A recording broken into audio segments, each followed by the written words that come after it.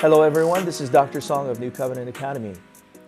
Today I'd like to talk to everyone about time and time management. It's no secret that students in general are poor managers of time. They typically procrastinate, lose track of time, or waste too much time doing wrong things and selfish things, and we know what they are. Why do they do that? Well, it's too easy to simply say it's immaturity, although that has probably a lot to do with it. But what is immaturity? Isn't it lacking self-control or discipline, which leads to behaving inappropriately? My point is that in order for children to learn, someone has to teach them because they themselves cannot figure it out. At least not at this moment, not at this stage. And so if they're unable to do that which is appropriate and beneficial to them, well, who else would teach them other than parents and teachers? So,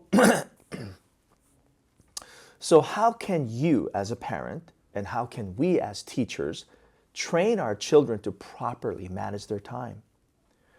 We have to equip them with some tools or understanding and conceptual ideas through which they will have a better sense of what they need to do. And I think this parenting tip is going to be very helpful to you.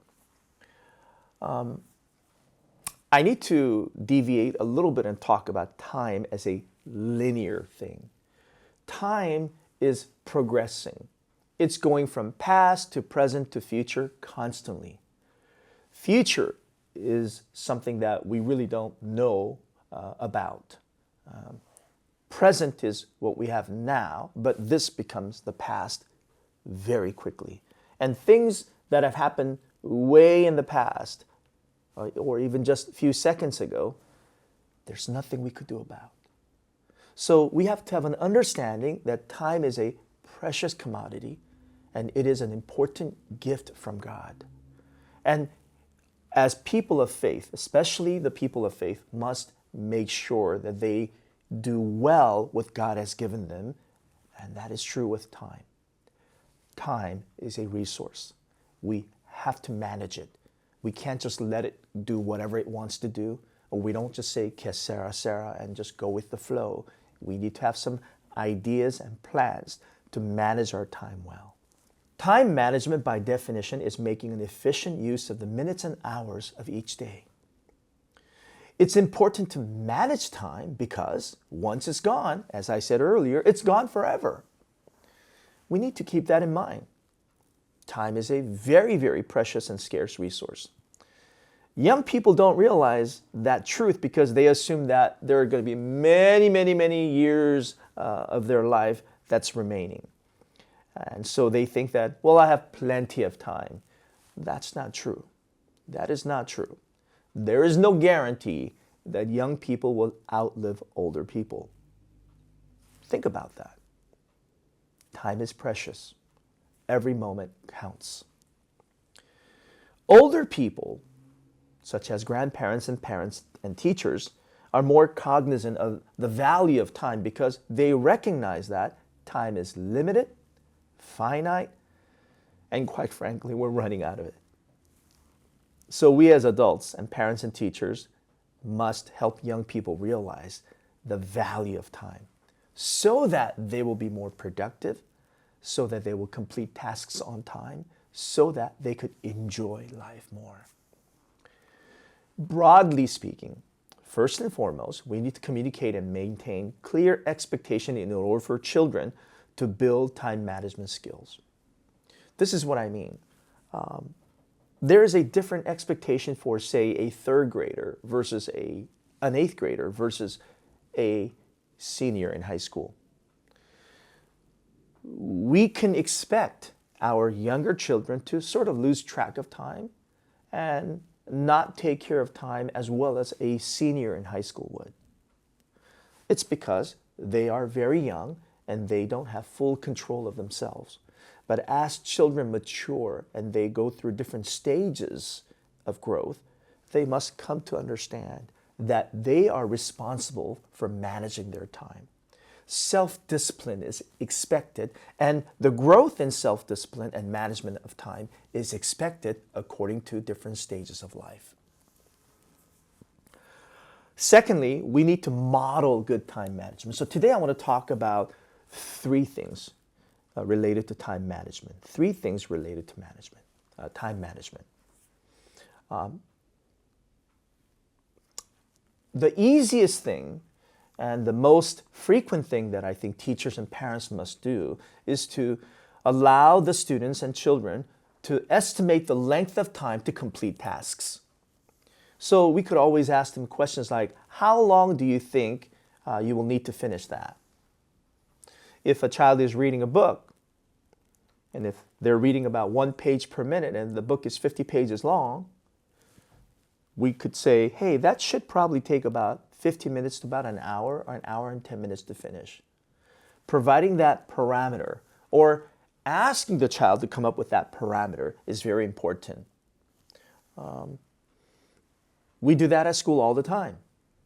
Teachers don't give tasks to students and simply say, complete it whenever you want it. No, we say things like, hey, we're having a peer collaboration and I'd like you to talk to each other, but that's going to take 3 minutes. You have about 3 minutes to complete that.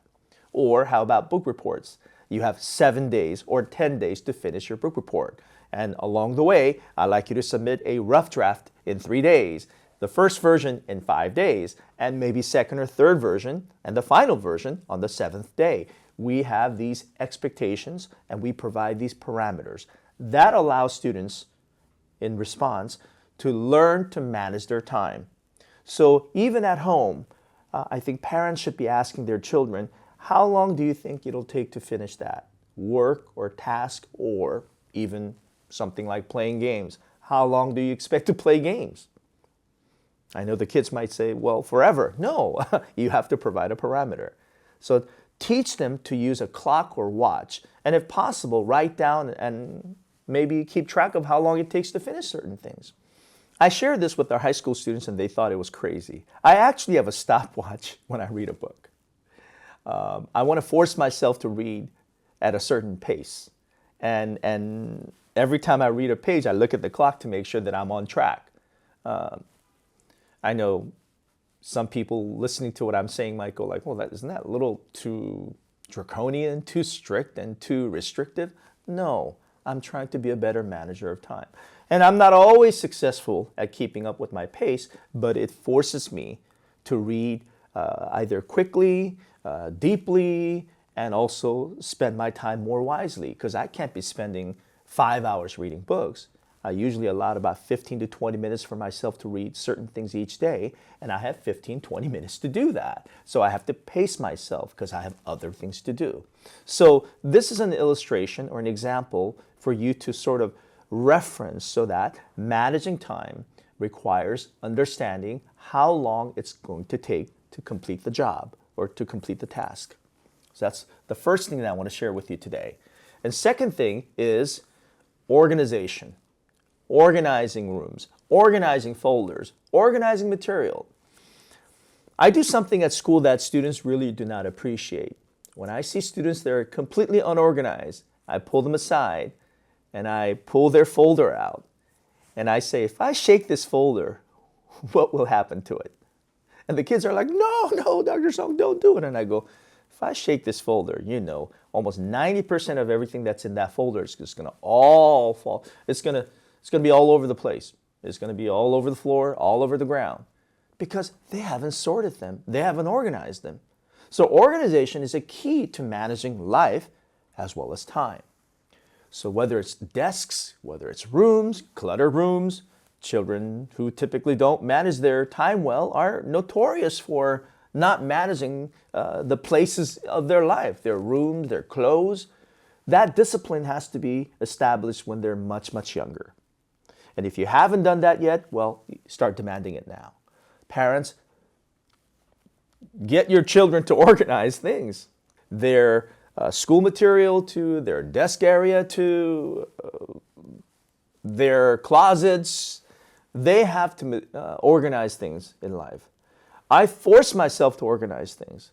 This Thanksgiving, as it is usually each year, I spent the whole day or two organizing my garage. All the stuff, all my tools. I bought myself a tool closet to organize my tools. Clean out the things I don't need.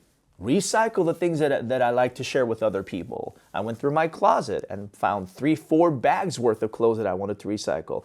Organization helps me to manage my time well.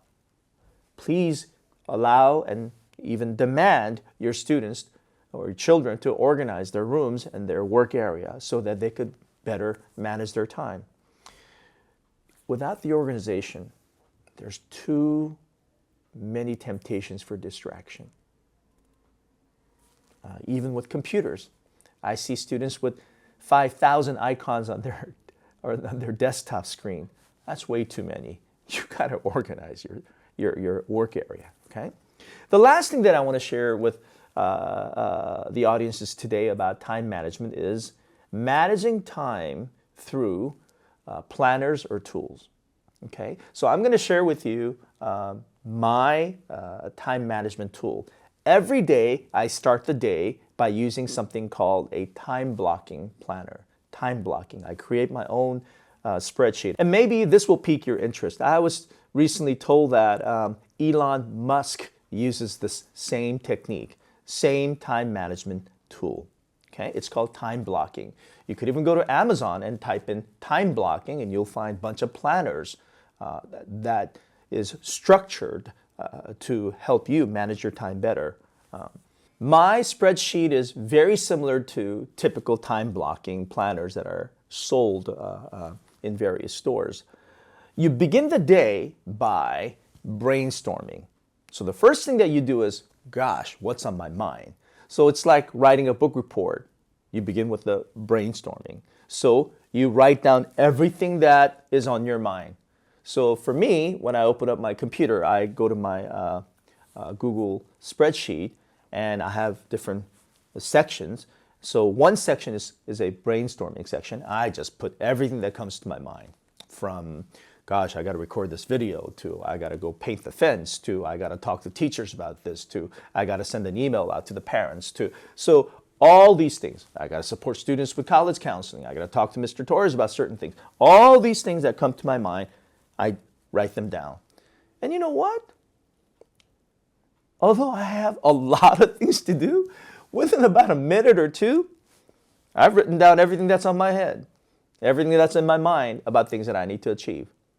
So that gives me some reference as to the things that are in my mind and things that I need to work on. And then the next thing to do is I actually have a section where I write down 3 things that are overarching, meaning it's not just a simple task, but it's a big project. So for someone like me as a school administrator, it could be like teacher evaluation. It could be something like teacher evaluation. It could be something like capital campaign. It could be something like issues related to the athletics department. It could be something like, what about summer school? So I have these big ideas, and these big items are obviously related to all the things that's floating in my head. So I'm now able to see, oh, these are the big 2 or 3 tasks that I must complete, but some of these little things that I need to do, individual things that are on my mind, is related to these big topics. So I start to understand, now I'm able to prioritize, right? After brainstorming, say there are 50 items on the things that I need to do, I could start to see, this is more important, that's less important.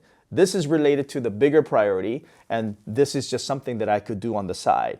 And then the time blocking tool on the right-hand side typically has your day broken. Mine is broken down by 30 minutes. So usually it says 5:30, I'm up in the morning. 6 o'clock, I'm doing my devotion. 6:30, I have my morning coffee. 6:30, I have my morning coffee. 7 o'clock, I'm checking our school Slack to find out, is there any teachers who are absent, or what are some things that I'm not aware of, things that maybe somebody urgently put something up. 7:30, I need to arrive by school. So the unit of my time is divided into 30 minutes apiece. Now, sometimes the beauty of using a spreadsheet is if a task takes an hour, I just combine the columns. And so I create 1 hour block. Now, what I do is I have the big tasks that I need to accomplish. I got all these little things I want to do. And then look at my clock, my daily schedule, my hourly schedule by 30 minutes, and I start to put these individual items in there. Now, there are certain meetings that I have to attend, certain places that I have to attend, some places I have to go to. So there are other priorities that are already in my timesheet, if you will. But now I could put in certain tasks at 30-minute intervals to certain part of my day so I know what to do next. I don't just write down, like a typical time planner is like you write down everything that you need to do, but people just want to go from top to bottom. They don't know what the priorities are, and they don't know what each job or task is how long it's gonna take. Whereas this time blocking method gives me the big picture, all the little things to do, and how to organize that so that I know by 30 minutes what to do. That sounds pretty OCD. Do you really have to be that? My response is, my day is busy, and I have to make the most of my day by managing my time. I do sometimes block out certain time, rest. Sometimes I'll say things like, have a longer lunch, go off campus and eat with somebody. That's an appointment of some sort. But it gives me some understanding as to how my day is going to pan out. So I don't fill every single block, every single moment, and there's no break in between, but the majority of the 30-minute blocks are filled in so that I know what I need to do. So I hope that you'll try using something like time blocking to manage your time and manage your day better. I think now that the students are looking forward to Christmas break, there seems to be, I'm now just going to let it all go and just not do anything. Wake up whenever I feel like waking up and do whatever I feel like doing. I'm just going to chill. I'm just going to hang out. That's a bad thing to do over Christmas break. Do you need to rest? Sure. Do you need to spend time with family? Yes. But even that requires time management. You can't just que sera, spend your Christmas break doing nothing or just doing whatever you want to do, whenever you feel like doing it, and somehow coming back in January to school and try to engage right back into learning. It's not going to happen. Please try to manage your time even now, maybe in a more relaxed way over the Christmas break, but come ready to work hard in January by having gotten used to using this tool. So today I talked about 3 things about time management, okay, and teachers and parents using asking questions like, how long is it going to take to how long would it take to finish this task, by giving them parameters and organizing the different areas of their lives and using a tool such as a time blocking planner to manage our time better. This time blocking tool, I believe, can be very helpful to some of our parents as well. I have so many other things I'd like to share with you about managing our time well, but I think those 3 items are sufficient for this episode of this podcast. Thank you very much, and I hope that this is very helpful to you, okay? And I would love to hear comments from you as to if this has helped you or not. This is Dr. Song of New Covenant Academy. Thank you, and have a wonderful, wonderful Christmas break.